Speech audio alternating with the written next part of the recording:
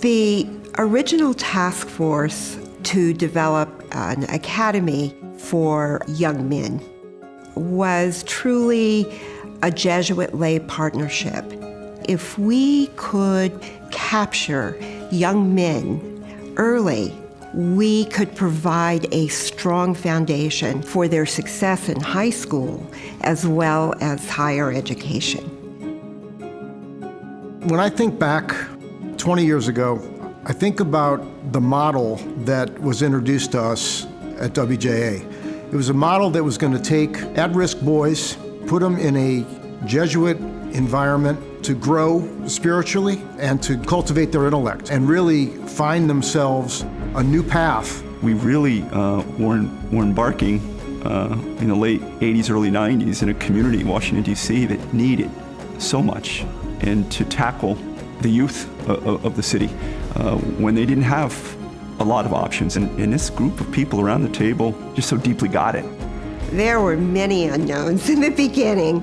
There wasn't an exact model. There wasn't a manual on how to do this. I go back to the early years, and it was a leap of faith that our parents entrusted this school and us. It's a 12-hour school for 11 months. That seems scary as a parent, for your child to be, in someone else's care for that long. I quickly realized, okay, it's bigger than just school that I'm used to. This is more so of a family environment, and that's what gave me the confidence to let my mom know, hey, you don't have to worry, I feel confident, and I trust that it'll be a great experience. And that's what impressed us most, that the family was going to be as committed as the sponsor about these young men, their education, and their future. It was a group of people, both Jesuits and lay people, who were strongly committed to the importance of an education for this age group. It was new, but it still was amazing that the teachers spent the time and energy to still develop that bond with the students, to really listen and get an understanding of the environments that we came from, the things that we had to deal with. In those very early days, we embraced paying and retaining and getting the best teachers, and I never doubted that what we were striving to do, what was so hard, was the sustainability. We took enormous risks to buy a building. With buying a building was enormous debt. My school did not look like this at all. Our basketball court was still on wood chips, so we had to battle, attempting to dribble a ball on wood chips. The classrooms, back then, the smart board, was about the size of our classroom, but even back then, it still was an amazing fresh start that I wasn't accustomed to before.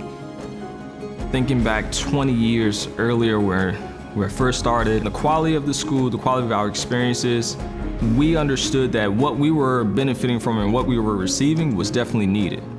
So the growth is not surprising. In walking the halls just so much today, I've been back since I left, just how proud and what the teachers have done and what the staff have done and the board has done. I never would have dreamed. I'm proud of the lighthouses that we've established over the years, and those lighthouses are the young men who so deeply understand the opportunity they've had, but now they're turning around to ask us here at school how they can help. That's amazing.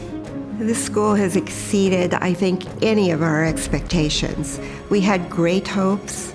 We had a belief in its importance, but I don't think anyone in that original group could have anticipated the success of the school.